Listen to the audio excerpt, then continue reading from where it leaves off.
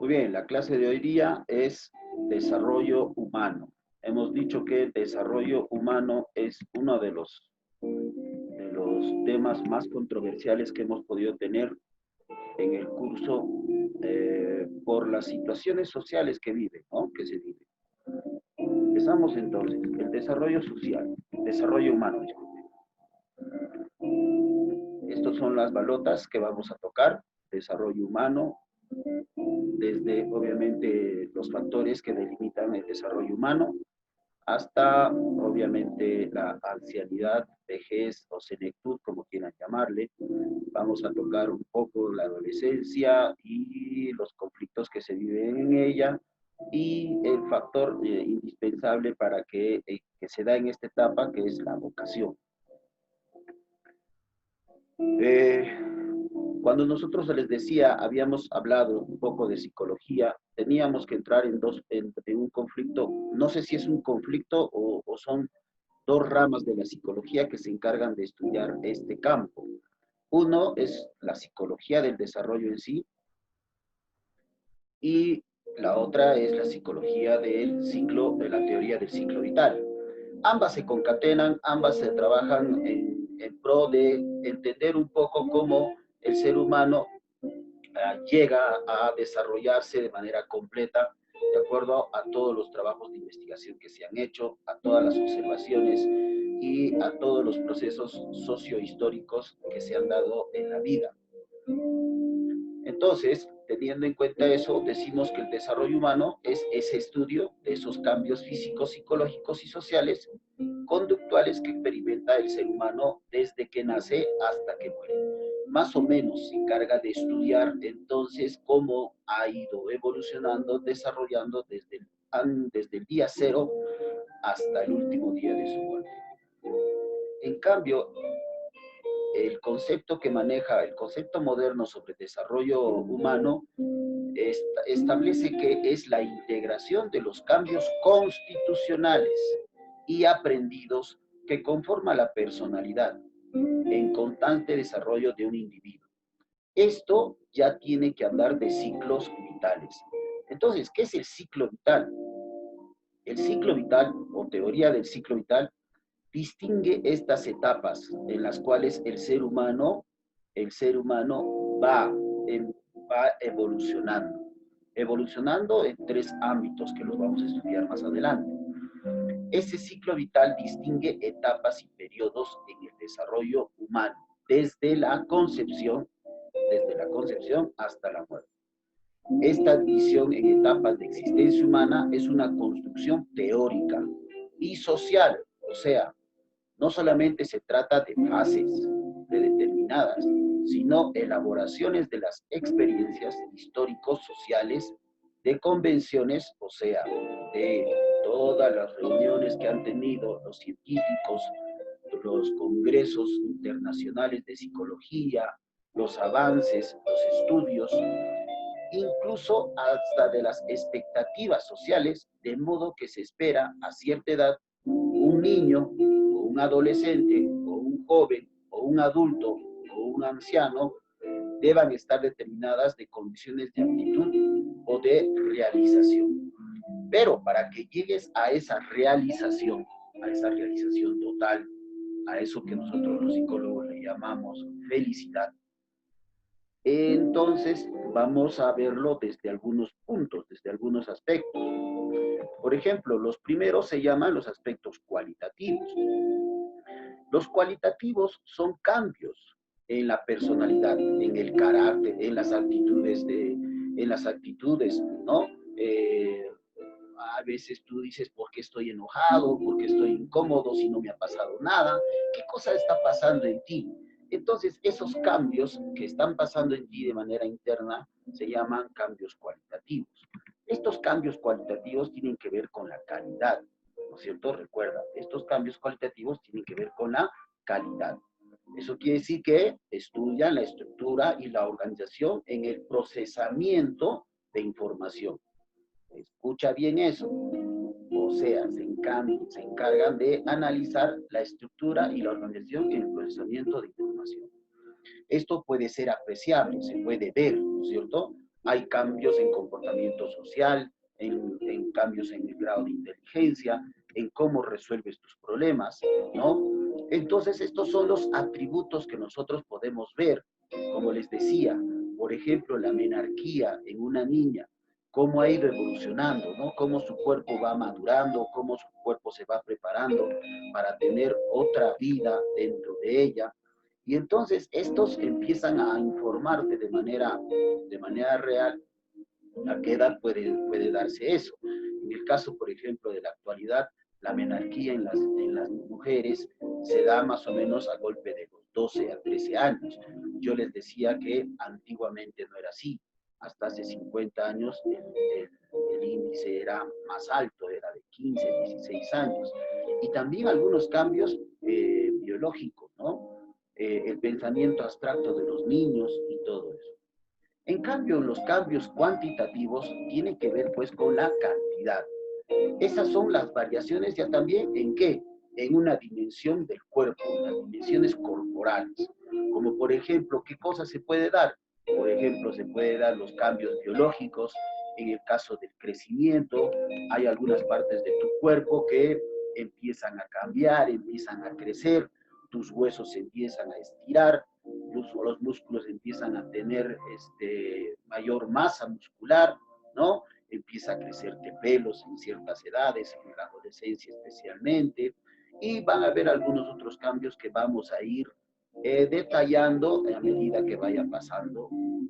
Dentro de la situación de los cambios psicológicos, por ejemplo, en un niño, cuando nosotros vemos a un niño, ¿no? Un niño cuando recién está empezando el lenguaje, el niño pues aprende una palabrita o digamos, pronuncia una palabrita por semana, ¿no? Pero en un momento dado hay una explosión del lenguaje en donde él empieza a hablar, empieza a utilizar otras palabras, empieza a preguntar por todo. Esas situaciones se llaman explosión del lenguaje, por ejemplo, entonces, esos cambios se van a llamar cuantitativos. Ahora vamos a hablar de las dimensiones del desarrollo humano. Existen tres dimensiones que vamos a estudiar. Estas dimensiones son ya también los cambios que experimentan en cada ciclo vital. Y estas obviamente se van a evidenciar en tres aspectos. El primero, por ejemplo, son las dimensiones físicas, que son más referidas al crecimiento del cuerpo, del cerebro, ¿no?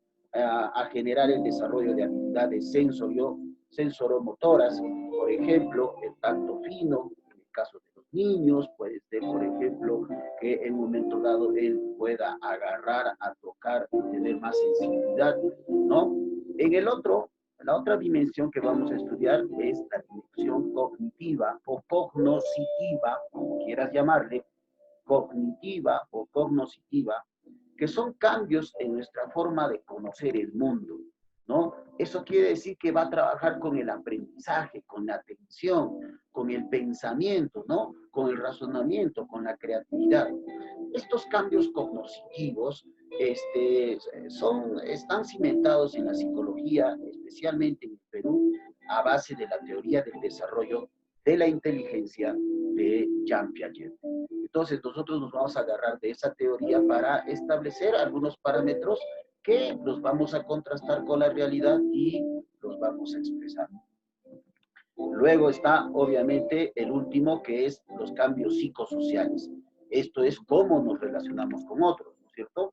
Estos son la forma de relacionarnos con los demás, ¿sí? Los que van a influir principalmente en eso, en la personalidad, ¿no?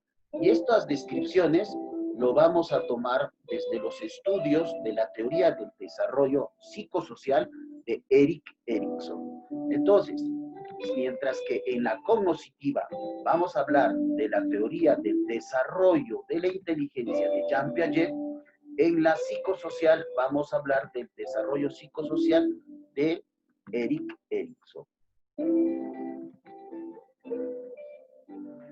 Ahora, las diferentes etapas van a ir experimentando en los seres humanos la combinación de tres aspectos, les decía. La primera se va a llamar el crecimiento. ¿Qué cosa es el crecimiento? Este proceso es un proceso obviamente cuantitativo de parte del organismo y de cómo tienes pues tu cuerpo predispuesto, ¿no es cierto? Cómo tienes tu cuerpo genéticamente, por ejemplo, por la herencia que te transmiten los padres, y también del crecimiento de las glándulas de secreción interna, que son todas estas glándulas que nos ayudan a desarrollar de mejor forma eso. Y ahí está el problema, creo que ahí es donde nosotros lo interrumpimos, les decía. Esto tiene que ver entonces con la maduración. La maduración son pautas de conducta predeterminada que responden ya también a tu reloj biológico. Cada etapa de tu crecimiento, cada etapa de tu desarrollo va a estar en función de factores y va a estar determinado en función de varios aspectos, como hemos visto, varias dimensiones.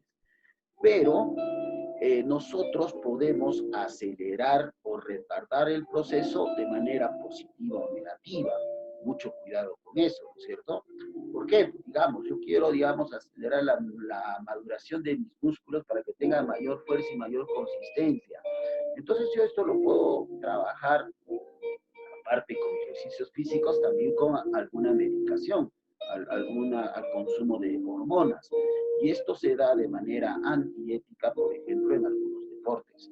Estamos hablando, por ejemplo, del gimnasio, de la gimnasia rítmica, de la natación, cosas así.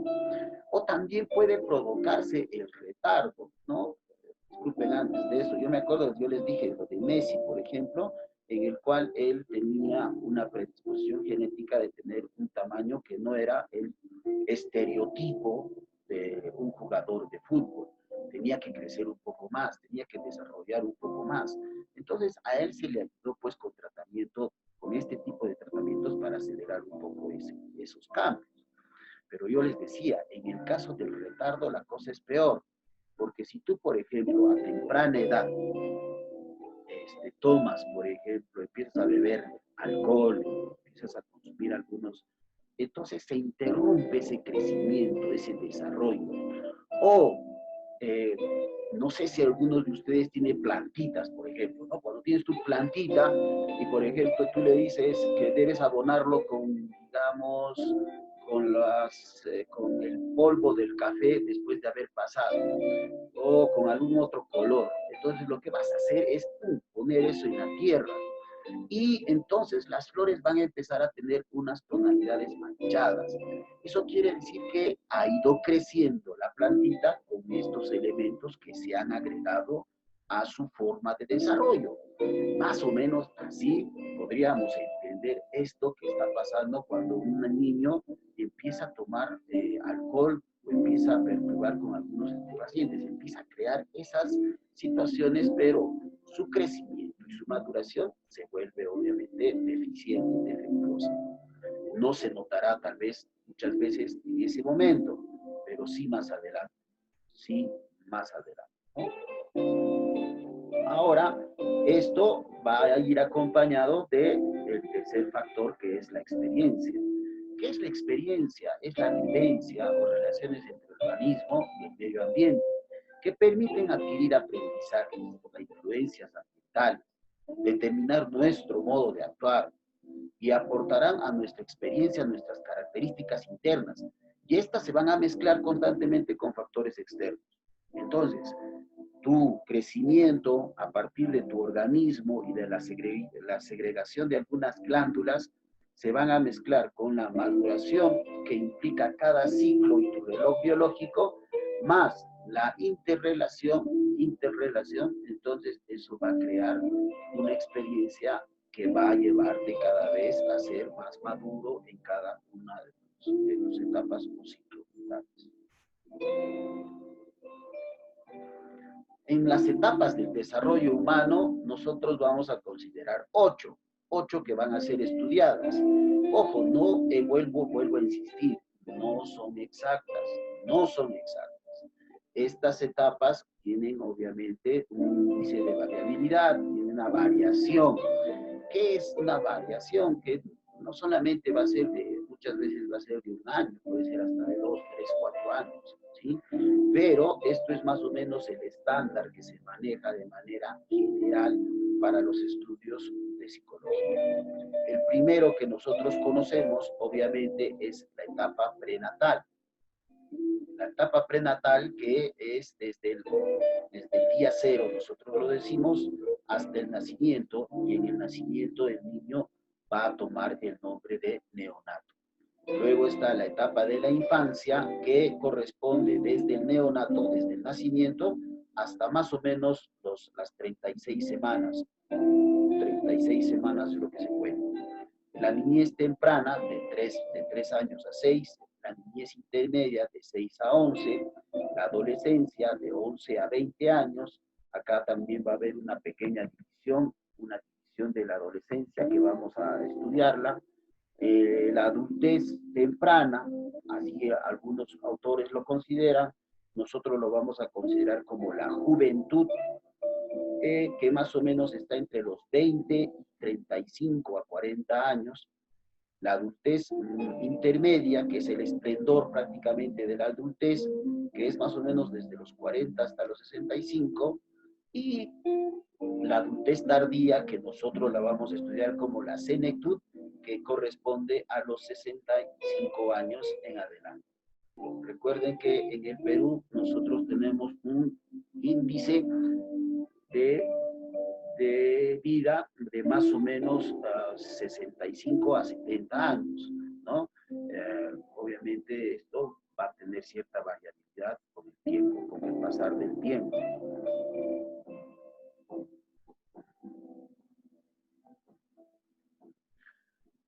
La etapa prenatal. Ahí habíamos entrado en una controversia entre, les decía, la controversia que se da entre las etapas, especialmente sobre el manejo de ellas, de la vida, ¿no es cierto? Sobre el manejo de ella, de la vida. Vamos a tratar de no entrar, les decía, en esta controversia, porque lo que hace es pues crear ciertas discusiones en la sociedad que son más a ver cómo los podría decir, son más por desarrollos, eh, no sé, creo que de situaciones filosóficas y de posturas sociales. A ver, yo les decía que investigando un poco el trabajo de esta primera etapa, encontramos algunos bonitos artículos científicos de la San Marcos, por ejemplo, que hablan bastante de esta, ¿no? Que trata de parametrar desde un campo científicamente el concepto de la concepción. Más o menos así, dice, el desarrollo humano antes del nacimiento, dice, se encuentra una pequeña discusión entrampada entre la postura de la Iglesia y la postura feminista de libre determinación del uso del cuerpo, y la determinación de la mujer a continuar o suspender el embarazo sin mayores discusiones, o suspenderlo cuando ella y su pareja así lo puedan determinar, ¿no? Entonces, en esa toma de decisiones es donde aparece el conflicto, tanto legal, filosófico, moral, todo eso. Y para nosotros, para la psicología, es muy importante, pues, tomar en cuenta eso, ¿sí? Entonces, esa situación, esa decisión, hay veces moral, muchas veces religiosa, eh, para nosotros es más pues una determinación científica, una postura filosófica o religiosa, va a sustentar diferentes planteamientos en cuanto a ese inicio del ser humano, pero para nosotros es necesario establecer un punto. Entonces, ¿qué dice? Dice, el necesario primer punto a discutir es que desde la concepción el feto es un ser vivo. Así se determina. Desde la concepción el feto es un ser vivo, que ya tiene actividad cerebral, ya tiene procesos de cambios orgánicos, y como tal capta estímulos, y como desde que se concibe, como lo vamos a ver ahorita, la parte de su vida de la madre y su desarrollo será apropiado y sufrirá también consecuencias, ¿no? Va a sufrir a consecuencias en un momento hasta graves. Y también, si es que la madre sufre alguna situación psicológica, como por ejemplo depresión, o cambios nutricionales, o por ejemplo excesos en el consumo, todo esto va a ser afectado hacia el niño, va a ser afectado hacia el neonato, hacia el recién nacido. Y eso hay que tener mucho, mucho cuidado. Entonces, el feto inicia un desarrollo propio de un ser humano desde la concepción. Aceptémoslo eso así. Eso para nosotros debe ser un concepto real. El feto inicia un desarrollo propio desde la concepción, momento en que recibe su herencia genética y colectiva y sus primeras interacciones con la madre a través de ella y por el medio con el que interactúa. Aun cuando su proceso de socialización todavía obviamente esté limitado al desarrollo de su sistema nervioso, con que va a contar y sus procesos superiores, desde ahí ya va a iniciar un camino para llegar a ser un ser humano. Y esto es importante. ¿Por qué? Porque esto tiene que ver bastante con el término, con las concepciones filosóficas del libre albedrío, con la ciencia y sus productos tecnológicos, como por ejemplo lo que es la fecundación, el nacimiento in vitro, el alquiler de vientres, ¿no? La intervención genética, la clonación misma, ¿no? Estos criterios van a estar controvertidos para manejar de mejor forma estas investigaciones. Eso es muy importante. Hay que tener mucho cuidado. Ahora con todos los estudios científicos sobre genética, nosotros podemos decidir hasta tener un hijo con un color de cabello, con un color de ojos, con un tamaño, pero no, escucha bien esto, no podemos decidir cómo va a ser él, cómo va a ser su conducta, su comportamiento, ya que eso va a estar determinado bajo ciertos caracteres de su personalidad. Y recuerda que la personalidad esencialmente lo generan los aspectos, el temperamento y el carácter. Habíamos dicho en la balota anterior que el temperamento era eminentemente genético y no sabemos la génesis del padre, ya que obviamente hay ciertas reglas que determinan que no se debe conocer al padre, ¿no? Tampoco sabremos si éste le ha heredado alguna enfermedad puede ser biológica, alguna enfermedad, algún trastorno, no sabemos nada de eso. Todo eso recién se descubre con el nacimiento y el desarrollo de este nuevo ser. Ahora, teniendo en cuenta entonces eso que es sumamente importante, podemos entrar ya a la etapa de prenatal, ¿no? Es la fase de la vida intrauterina o etapa del desarrollo intrauterino. Transcurre desde la concepción, vuelvo a insistir, hasta la fecundación del nuevo ser. O sea, cuando el espermatozoide y el óvulo se juntan. Ahí empieza y termina en el parto con el neonato. Estas son las tres etapas de germinación, disculpen, la etapa de periodo de germinal o cigótico, del periodo embrionario y del periodo fetal. Estas tres etapas están obviamente secuenciadas con ciertos tiempos que ahorita los vamos a revisar. Entonces, decíamos que estas etapas del desarrollo humano se encuentran bien establecidas, ¿sí? Bien establecidas. Durante el periodo más temprano del desarrollo prenatal, que es la etapa del desarrollo que abarca la concepción del nacimiento, el huevo fertilizado se divide e inicia un proceso que apenas en 9 meses, más o menos, se lo transformará en un organismo ya unicelular, en todo un ser humano, en todo un complejo de sistemas, de órganos, de pensamientos, de conductas que van a determinar el nuevo ser. Estas van a estar divididas, como les decía, en 3 etapas. Uno es el periodo germinal o cigótico. Disculpen, debe decir cigótico, no zoogótico, cigótico debe decir. La otra se llama la primera. Vamos a primero a tratar de entender esta primera etapa. El cigoto dura más o menos 1 a 2 semanas, más o menos. Vamos a ir contándolas así. Pero hay que tener mucho cuidado en esta primera etapa, ¿no? Ya que la concepción, recuerda que biológicamente el óvulo, cuando está preparado, está listo, se encarga de esperar en una de las trompas de falopio.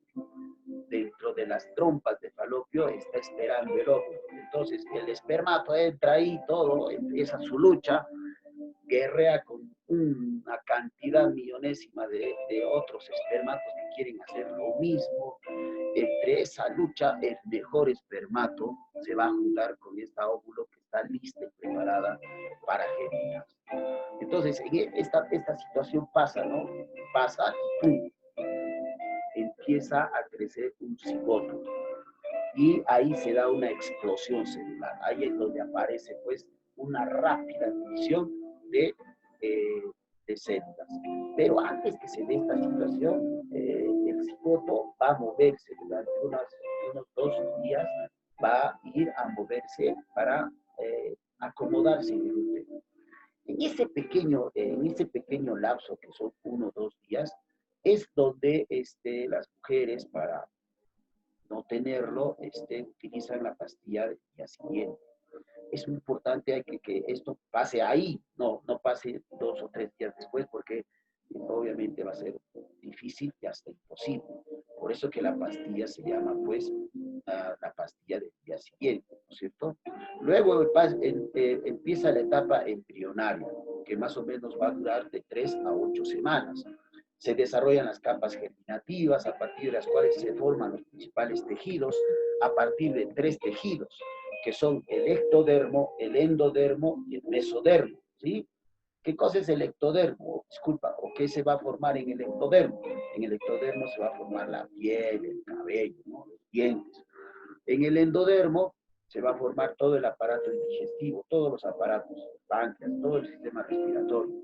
Entonces, tenemos el ectodermo, que es la capa más externa del huevo cigoto, del embrión, y tenemos el endodermo, que es la capa más interna, pero entre el ectodermo y el endodermo hay uno que se va a llamar mesodermo, que es el medio.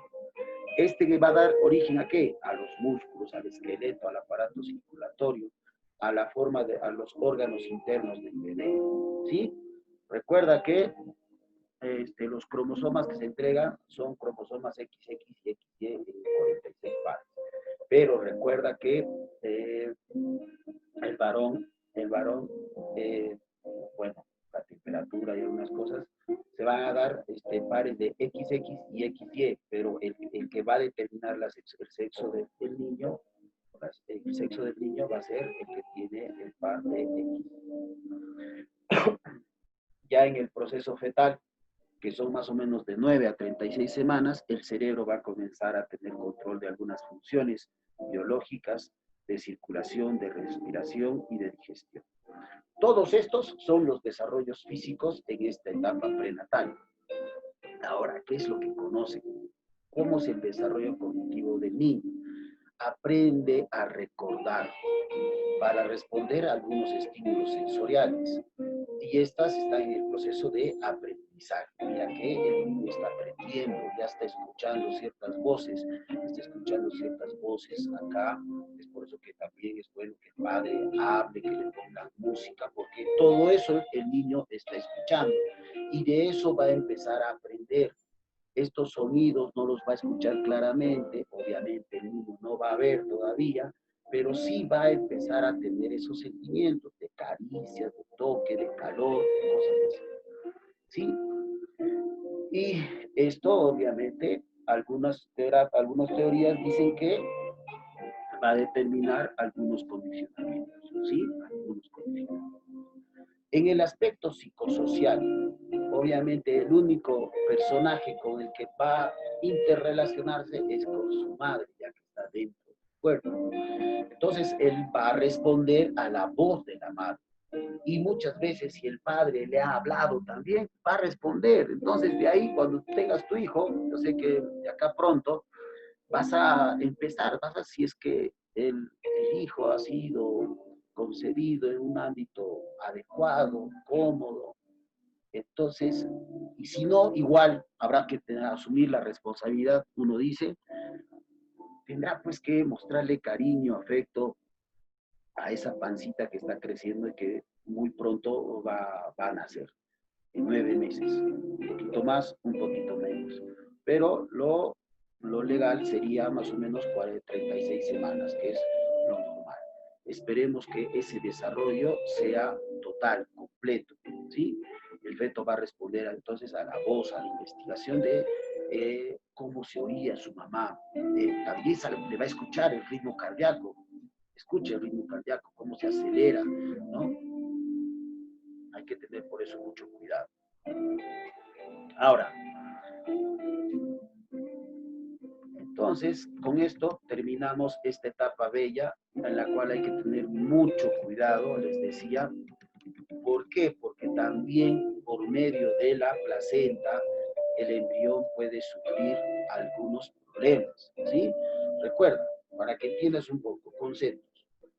El embrión es un ser humano en desarrollo que más o menos está entre las 2 semanas a 3 meses desde el grado de concepción, cuando era huevo o cigoto. El feto ya es un ser humano en desarrollo entre los 3 meses y hasta más o menos los 36 meses, que es el día de su nacimiento. Y en ese momento, ese feto toma el nombre de neonato.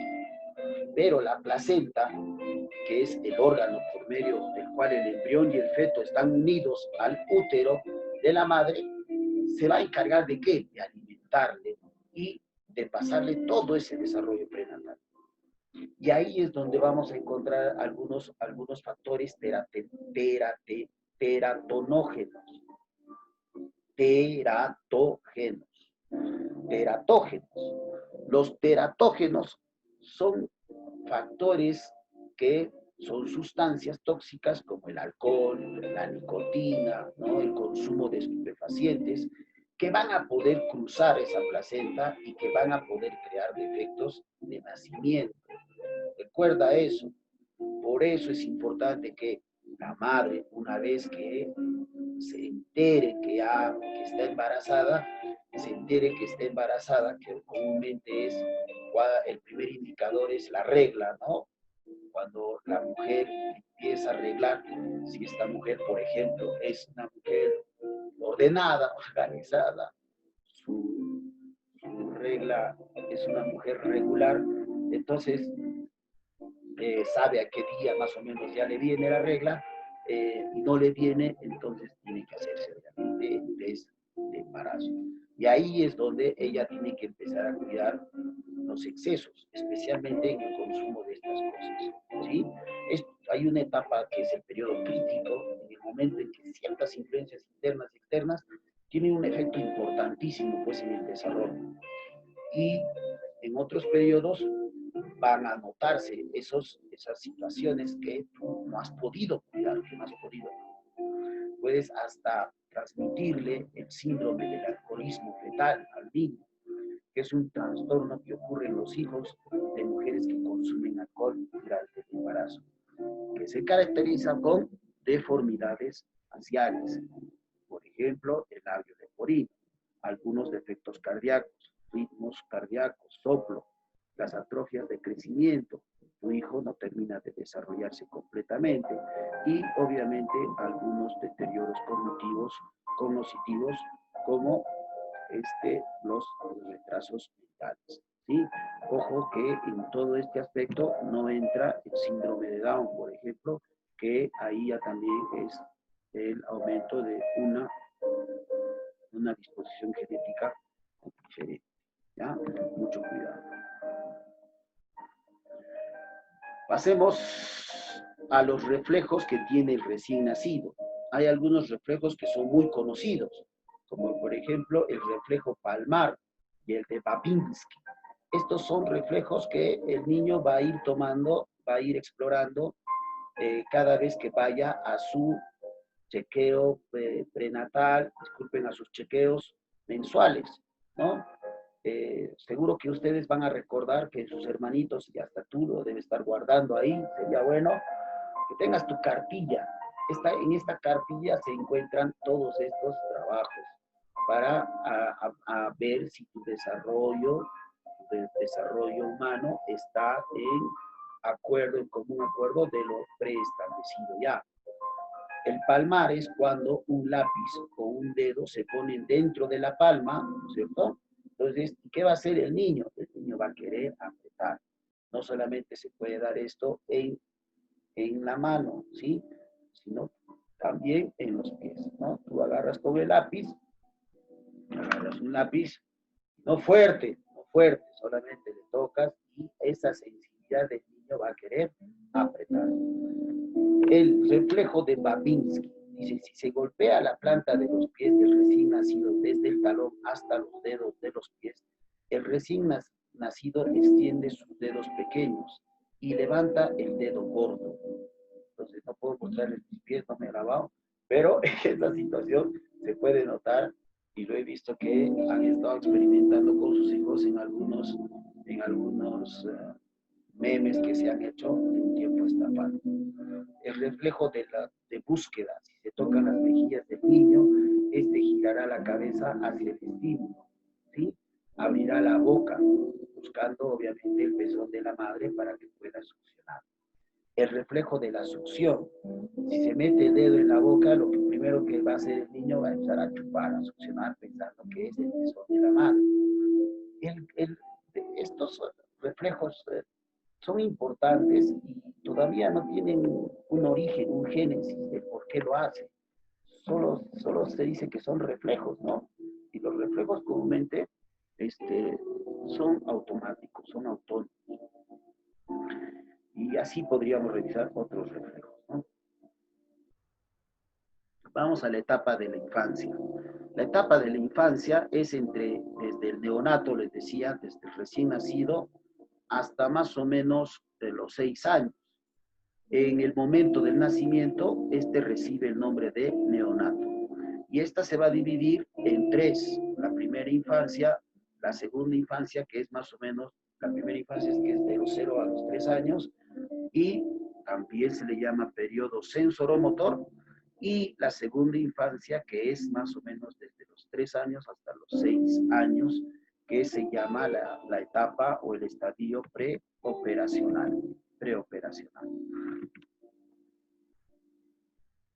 Ahí está el niño que está empezando a tener ciertas funciones, especialmente el tacto fino, ¿no? Tacto fino. Entonces, en el aspecto del desarrollo, el niño, en el aspecto de la infancia, de más o menos desde los 0 a los 3 años, el niño, ¿qué va a hacer? El niño va a empezar a tener reflejos o acciones involuntarias, que son totalmente espontáneas, ¿cierto?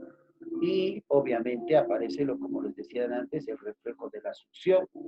También la búsqueda o orientación, que se produce cuando le tocas la mejilla, te decía, ¿cierto? O la de Babinski, ¿no? O, por ejemplo, la del palmar, que es un reflejo darwiniano, ¿sí? Natural. Ahora, en el aspecto cognoscitivo, ¿qué cosa aprende el niño en esta edad? El bebé conoce el mundo tocando, sintiendo, ¿no? Entonces, cuando tú, por ejemplo, le pones tu dedo, el niño lo primero que va a hacer en un reflejo es apretar, ¿no? Ya comienza a superar la necesidad de tener algunos objetos presentes, no va a tener buena memoria, no va a recordar muy bien. Si tú le vas a dar un juguete, y después le vas a quitar el juguete, lo vas a esconder el juguete, él no se va a acordar de ese juguete, ¿no? No se va a acordar de ese juguete. El objeto existe a pesar de que salió del campo visual, él lo escucha, ¿no? Tú le pones acá una sonaja y él va a saber que es una sonaja y que está ahí, a pesar de que no lo vea, ¿sí? Eso se llama permanencia del objeto, ¿sí? Permanencia del objeto. Más o menos a la altura del 3er año, sus funciones simbólicas empiezan a despertar, ¿sí? empieza a representar mentalmente objetos y situaciones. Claro que él todavía no ve de manera muy clara. Otro factor se llama la limitación diferida. Se produce cuando el niño evoca una situación pasada, recuerda, ¿no? Por ejemplo, ve que un día su mamá va a cocinar, y entonces se pone a llorar porque no quiere estar solo. Entonces, cuando se para, él entiende que va a ir a cocinar, y entonces lo relaciona con eso, ¿sí? Eh, ¿Qué más? Algunos juegos simbólicos, ¿no? Por ejemplo, como el hecho de ¿dónde está, dónde está, dónde está papá? Aquí estoy, esas cositas, ¿no? Pero cuando seas padre vas a entenderlo. Ahorita un poquito solo tienes que entenderlo desde un aspecto cognitivo, ¿sí? Eh, Dentro del aspecto psicosocial va a haber un dilema que va a vivir el niño que se llama la confianza versus la desconfianza, ¿no? La confianza versus la desconfianza, ¿no? El bebé va a depender completamente de su madre, ¿no? Eh, Siempre va a tener la necesidad de que su madre esté ahí. Y seguro que esto ha pasado muchas veces cuando tú le has dado el niño a otra persona, ¿no? El niño automáticamente sabe, reconoce su olor, reconoce hasta cómo ella abraza, de qué forma. Entonces no se va a sentir cómodo, va a llorar, va a llorar. ¿Qué va a hacer? Lo primero que va a hacer la madre es hablar. No gritarle, no decir, bah, bah, bah. No, hablarle para que él entienda que existe un lenguaje organizado, sistemático, que va a tener que utilizarlo más adelante. Si tú le babeas, ¿no? Simplemente le das sonidos onomatopéicos, él va a entender que esos sonidos onomatopéicos son pues la forma de actuar o la forma de ser. Entonces, el segundo conflicto que va a vivir es la autonomía versus la vergüenza, versus la duda. Se produce cuando el niño empieza a caminar, se vuelve muy autónomo, ¿no es cierto? Y se cae, ¿no? Lo primero que hace es mirar. Entonces, si tú te asombras o gritas cuando se cae, el niño va a llorar por esa situación, no porque se ha caído.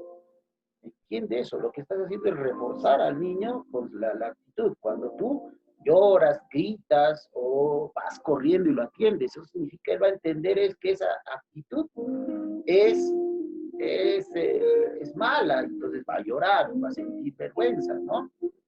Obviamente los niños a esa edad son ególatras, son egocentristas, ¿no? Todo lo quieren para él, todo lo que tú le das es para él. Ya pues, pórtate como tal, está en una edad en donde él siente que todo es para él y entonces todo tiene que ser para él. Eso se llama conciencia de sí mismo, va a tener una conciencia de que sí existe. Pero, a ver, no va a entender que tiene hermanitos, no va a entender que tiene esas cosas, ¿no? Ya en la niñez temprana, que es más o menos esta segunda infancia, de 3 a 6 años, ahí sí ya las cosas van a ir cambiando, ¿no es cierto? En el caso del desarrollo físico, por ejemplo, va a definir su lateralidad, ¿no?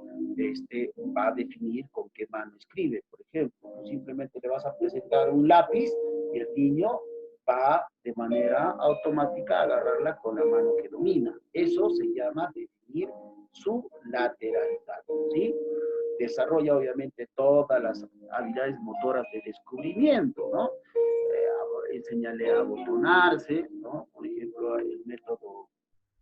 algunos métodos de enseñanza y aprendizaje que se dan justo es con una caja de sorpresas en donde hay a un lado poner botones, en el otro lado atar los lazos del zapato, en otro lado del dado o del cubo va a haber, digamos, apretar botones, cosas así. Esas habilidades se llaman habilidades motoras finas, habilidades motoras finas. Recuerda, entonces, pregunta de examen de admisión. Esta habilidad motora tiene que ver con abotonarse, con atarse los zapatos. Y, por ejemplo, la actividad de la precisión del ojo y la mano, ¿cierto? Ojo y mano. Agarras el lápiz, simplemente haces el ejercicio, agarras el lápiz y lo mueves de un lado a otro. El niño tiene que mover su mirada junto con tu mano. ¿Sí?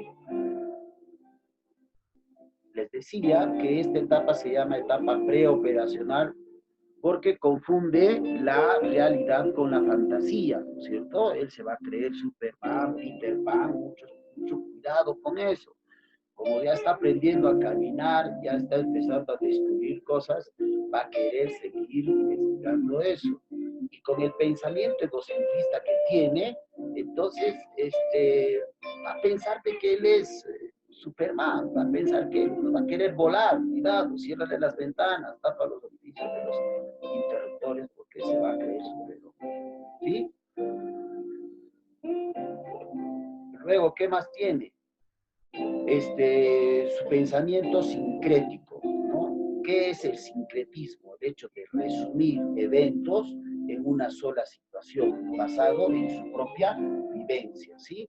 Esto entonces es el sincretismo, cuando esto, que es un aspecto, a varios aspectos aislados, se sincretiza en una sola. Se juntan todas estas, pero se mezclan en varias cosas que pueden estar en una concepción errada, ¿sí? Por ejemplo, ¿no? Si digamos, tú le dices, no sé, a ver, vaya, para que te des cuenta, para que te acuerdes. Está agarrando un carro y él va a decir carro y se lo va a meter a la boca, va a querer comérselo, porque va a pensar que es manzana, va a pensar que es una fruta, ¿sí? Si le vas a decir por qué la manzana es dulce, por ejemplo, te va a decir porque tengo hambre. No va a tener esa relación porque va a entenderlo de manera global, en general, a lo que pasa con la manzana, que es para comer cuando éste tiene hambre, no porque sea rica, no porque sea dulce, sino porque va a satisfacer su necesidad de hambre, ¿sí? También en el aspecto social, va a tener la iniciativa versus la culpa a esta edad. Recuerda, esa iniciativa versus la culpa. Y también ya va a poder identificar los géneros de quién es niño y quién es niña, ¿sí? Algunas personas, algunas sociedades hacen de que los niños juegan con carros y las niñas juegan con muñecas, cosa que ya está totalmente distorsionado, cosa que ya está totalmente, es una actividad caduca, ¿no? Esta situación, ya que estos parámetros va a crear en los niños ciertos esquemas en su cabeza que va a decir que esto es para varones y esto es para mujeres, cosa que está mal. Esa es la etapa de la infancia y sus descubrimientos. La etapa de la infancia y sus descubrimientos.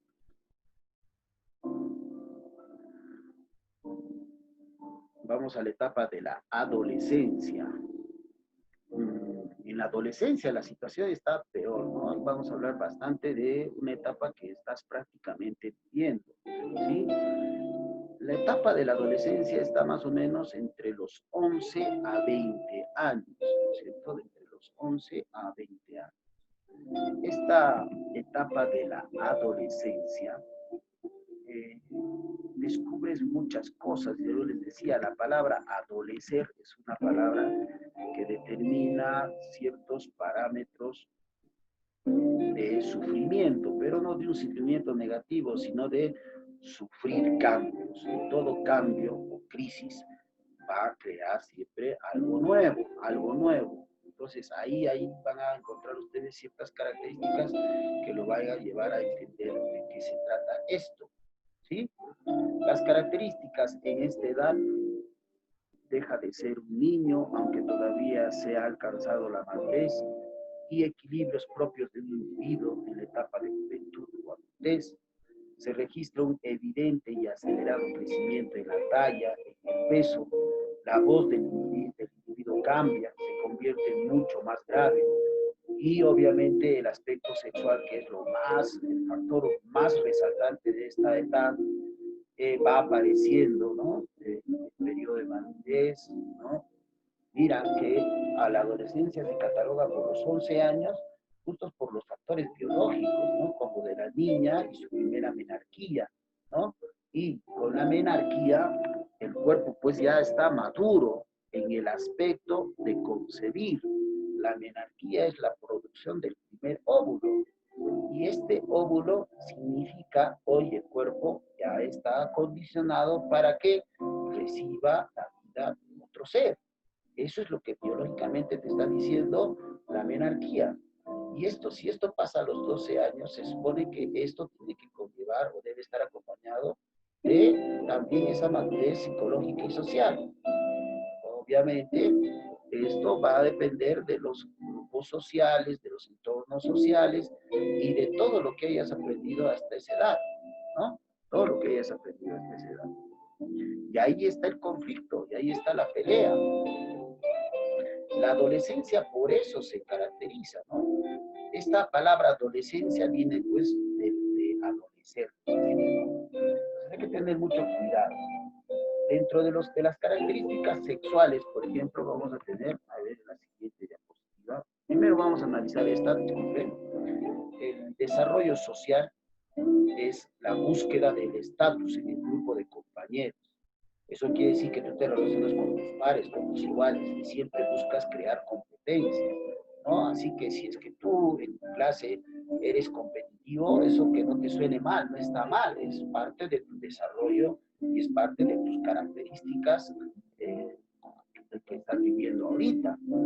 Ahora, hay que tener en cuenta, lo que sí hay que tener en cuenta es cómo tú manejas esa situación, cuán inteligente eres para desarrollar esas actitudes.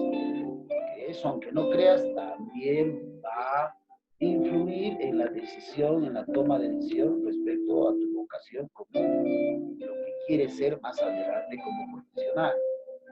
El desarrollo cognitivo, como la motivación y afectivo, agilizan el proceso de socialización, ¿no? Ya, pues, ya tienes un buen porte, ya tu cabello está bien chévere, ya en el caso de las chicas ya ya han formado un bonito cuerpo, y entonces están listas para mostrarse a la sociedad. Pero hay que tener mucho cuidado y hay que ser muy, muy cuidadosos, especialmente al momento de interrelacionarse con otras personas. Ahí entra el conflicto entre libertad entre libertad y libertad. En el caso del desarrollo cognoscitivo, dice, madura el pensamiento lógico formal, así su pensamiento es más objetivo y racional. El adolescente empieza a pensar abstrayendo de las circunstancias presentes, a elaborar teorías de todas las cosas. Eso se llama pensamiento abstracto. Es capaz de inferir hipótesis, llegar a conclusiones que pueden contradecir los datos de la experiencia, ¿no? Es por eso que hay más personas que discuten en la secundaria una teoría del profesor o una actitud del profesor que un niño de primaria. Y mucho más cuando éste está pisando la universidad. En el aspecto, en el desarrollo sexual, no es solamente un fenómeno psicofisiológico, sino también sociocultural, ¿no? La aceptación que decíamos antes, en la diapositiva anterior, implicaba también la aceptación de que tengas que amoldarte a ciertas cosas, como el hecho de probar alcohol, o como el hecho de tener una y otra enamorada, cosas así. Los valores ahí encajan, los valores y las costumbres, y obviamente el control sexual de la sociedad en la que vive. El adolescente determina una gran parte de su actitud y de su comportamiento sexual. Pero ¿cuáles son estos cambios que sufre el adolescente? Estos cambios se pueden dar, por ejemplo, en la fantasía de las etapas anteriores. Ya pisa tierra, ya dice, oye, ¿qué voy a hacer de mi vida? ¿No? Ahora estoy fregado, no he ingresado hasta ahorita, tengo que ingresar, tengo que acelerar esa situación. Tu vida sentimental, ¿no? Te enamoras, empiezas a encontrar, como te decía muchas veces en la primera balota, ¿te acuerdas? Más entusiasta, con tu mejor, bien bañadito, puntual, temprano, te has comprado buenos lapiceros, por fin tienes un cuaderno nuevo y tu mochila, todo está listo y sales temprano y en la puerta te encuentras con una flaca como Dios ha pedido, como tú y tus sueños lo han deseado, y ahí es donde empieza a darse ciertas situaciones. Empieza tu vida sentimental a tomar un marco diferente. Es por eso variable, porque es cambiante, ¿no? Hoy día puede estar enamorado y mañana no.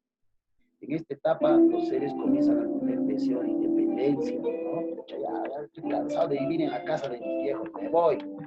Difícil difícil decisión, ¿no? Porque a partir de ese momento tienes que asumir lo que tus papás hacen en casa, ¿no? Que es mantenerte, desde pagos de servicios, agua, luz, teléfono, celular, internet, la compra de una laptop, mantener el alquiler de una casa, de un cuarto, son muchas responsabilidades.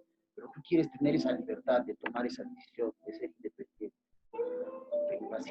Ten paciencia, eso va a pasar, sí o sí va a pasar, pero mejor si es que tú ya tienes un respaldo, un gran sostén, una gran almohada llamada carrera profesional.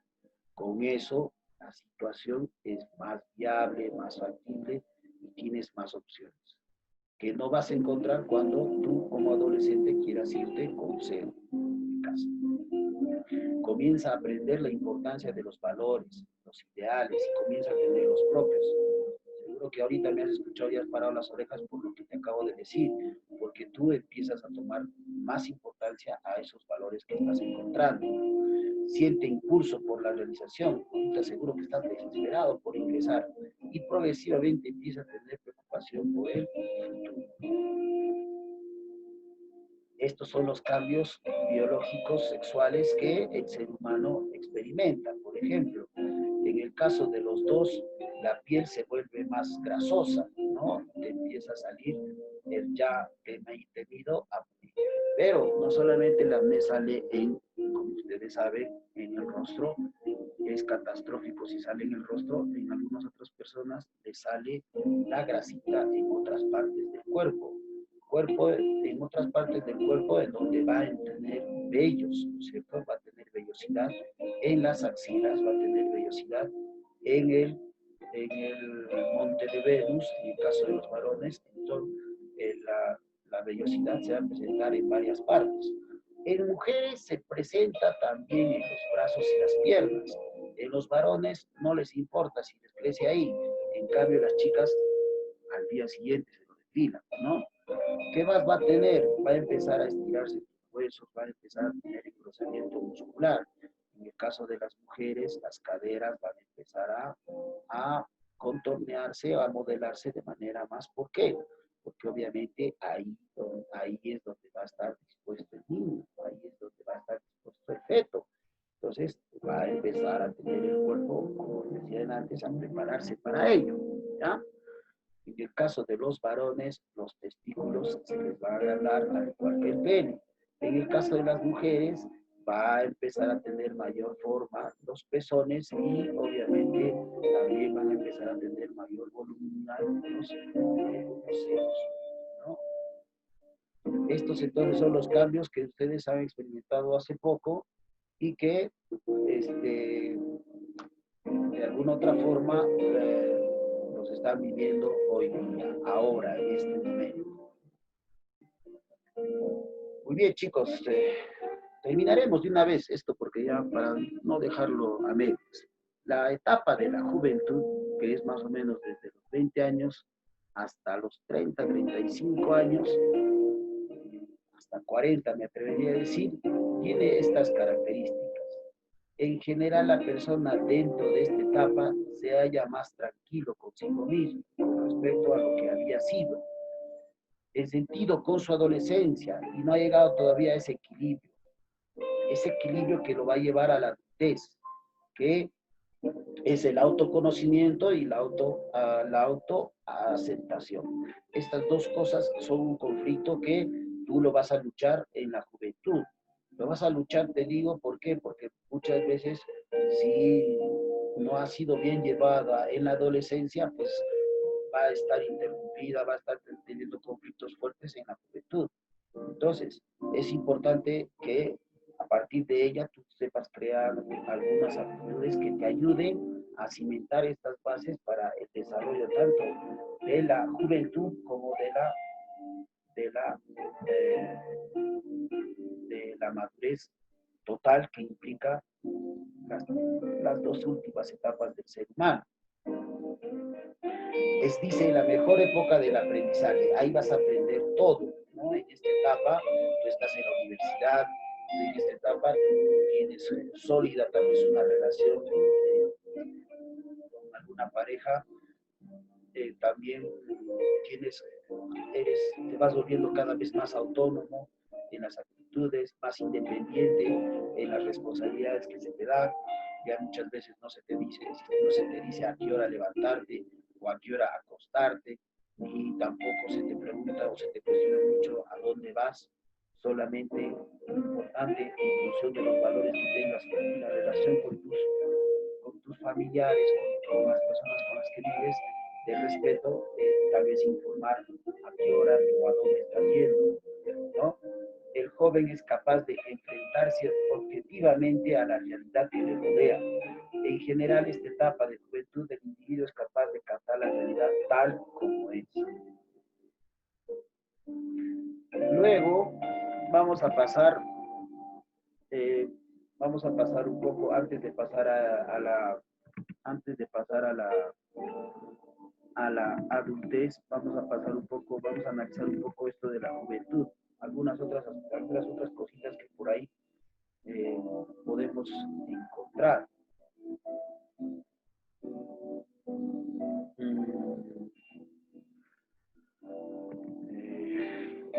En esta etapa de la juventud les decía que es más o menos entre los 20, un poquito más en el caso de los latinoamericanos, hasta los 45 años de edad. Ahora pasamos a la etapa de la adultez. La adultez se va a dividir en tres aspectos, ¿sí? En tres aspectos. Uno es la adultez temprana, que más es conocida como juventud, que más o menos está entre los 20 y 40 años, ¿ya? Esta juventud que acá está acá especificada de 20 a 25 años, va a detallar lo que les había dicho antes: progresiva independencia y autosostenimiento económico, definición de un estilo de vida personal y familiar, proyectas tu plan de vida. Ahorita vamos a hablar de qué es el plan de vida. Progresivamente se logra una mayor estabilidad afectiva y emocional y un rendimiento intelectual. Todo eso son los cambios físicos, cognitivos y psicosociales, ¿no? Acá aparece un conflicto muy fuerte que es el conflicto entre intimidad versus aislamiento, ¿cierto? Muchas veces pides que en casa respeten tu intimidad, ¿no? Y eso implica que tú te aísles de tus entornos sociales, ¿no? Entonces, hay veces esos conflictos se dan, hacen de que tengas tus problemas en casa o que no te entiendan. Y ahí es donde aparece esta frase célebre de todo estudiante preuniversitario y adolescente: no me entiendes. No, profe, déjelo ahí nomás, que usted no me entiende. Ah, ya, muy bien. La adultez intermedia, que más o menos va desde los 25 a 30 años hasta los 40 años. ¿Sí? Ahí ya tu definición de adulto ya está bien establecida. Está bien establecida. Ya en el aspecto físico, toda tu adultez sensorial está perfecta. En el caso de los varones y las mujeres, disculpen un ratito. Ya es hora. Chicos, terminaremos, ¿no? Por favor, que no quiero dejar esto a medias.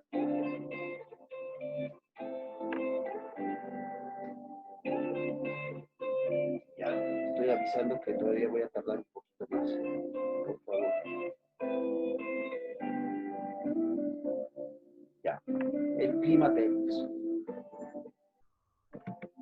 En esta etapa de la adultez, de la juventud, disculpen, de la adultez intermedia, ya estamos en la adultez intermedia, que es más o menos, les decía, desde los 25 a 30 años hasta los 40, 45 años. Ya les he dicho que acá no hay una fecha exacta, defines la personalidad, ¿sí? Te decía que también en el aspecto del desarrollo físico existe agudeza y fuerza de coordinación muscular. La presencia del climaterio, tanto femenino como masculino. Eso quiere decir que estás en el esplendor de tu reproducción, ¿no es cierto? Tanto en el varón como en la mujer. Y en muchas mujeres se da la menopausia, que es el último ciclo menstrual, ¿no? Al final de esta etapa es que se da esta situación. Y en los varones también se da la andropausia, ¿no? Si es que tus actividades no han sido del todo adecuadas. En el caso del desarrollo cognitivo está obviamente el desarrollo de toda tu profesión, del esplendor de tu profesión. Las actividades son más fuertes, más intensas, cada día tú vas conociendo más, vas aprendiendo más y vas desarrollándolas en cantidad y en calidad de mejor forma. Eh, en el caso de la situación social, ya empieza el conflicto de decir que si tengo una pareja estable, si me voy a casar con ella, si voy a tener hijos, o simplemente detenerme acá y seguir mi vida libre y todo eso. Ese conflicto se llama el conflicto generativista con el estancamiento. O tengo familia o no la tengo. Ese asume de acuerdo al grado de madurez que tienes en este desarrollo. ¿Sí? Ahora está la última etapa que se llama la adultez tardía, ¿no? Nosotros le vamos a llamar vejez o senectud. Esta etapa más o menos es la introducción, disculpen, a la vejez o a la senectud. El ser humano alcanza la plenitud de la evolución biológica y psíquica y toma la percepción de una manera más objetiva. La realidad se establece en relaciones interpersonales con más dureza y con permanentes búsquedas de bienestar personal y si es que tienes familia, el bienestar familiar. Eso quiere decir que esa vez, en ese momento que vas a pensar en, quiero comprar un carrito, quiero comprarme una casa para tener mayor estabilidad con mi familia, ¿no? Quiero pensar en proyectar qué es lo que voy a hacer para ser más, cuando sea más viejo.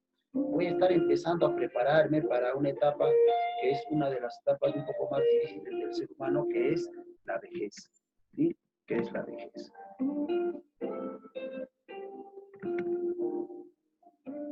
Ya terminamos, ya terminamos. Y terminamos con la vejez, o más conocida como la senectud, que es a partir de los 60 años en adelante. ¿Sí? Esto tiene nombres de vejez, ancianidad, y puede estar muy deteriorado si es que tú no has llevado bien tu vida ya prácticamente en la salida, ¿no? ¿Te acuerdas de la primera diapositiva que les presenté? Era un niño entusiasmado, mostrando la fuerza, el vigor del desarrollo y del descubrimiento. Ahora, obviamente, ya estás de vuelta. ¿Cuáles son las características de esta edad? ¿Sí? La disminución de las funciones sensorio-motoras, las capacidades también de homeostasis corporal, ¿no? Cuando comes algo va a tardar más tiempo en que ésta se pueda digerir de mejor forma, o vas a necesitar algunos ayudantes, o vas a cuidar de que de no comer esto, otro, porque te va a hacer daño a alguna parte del cuerpo que está deteriorado, ¿sí? En el plano cognitivo disminuye la memoria a corto plazo, sin embargo la memoria a largo plazo presenta buen funcionamiento, o sea, te acuerdas de algunas cosas que se dan en ese momento, pero te acuerdas de lo que cuando eras joven, cuando eras niño, eso lo recuerda mucho, muy bien. El caso de la inteligencia se mantiene incluso en mejora la cristalizada, pero ya hay declinación de la fluida, ¿sí? En el caso de la inteligencia, mejora la cristalizada, pero la fluida es la que se deteriora de un anciano. Y constantemente el anciano vive en función al pasado, perdiendo interés por la vida presente, además presenta preocupación ya por la muerte, ¿no? Ya por la muerte. Entonces, con esto terminamos las etapas jóvenes. Si ustedes quieren, podemos terminar esto de orientación vocacional, si desean, si no, mañana que tenemos una horita todavía.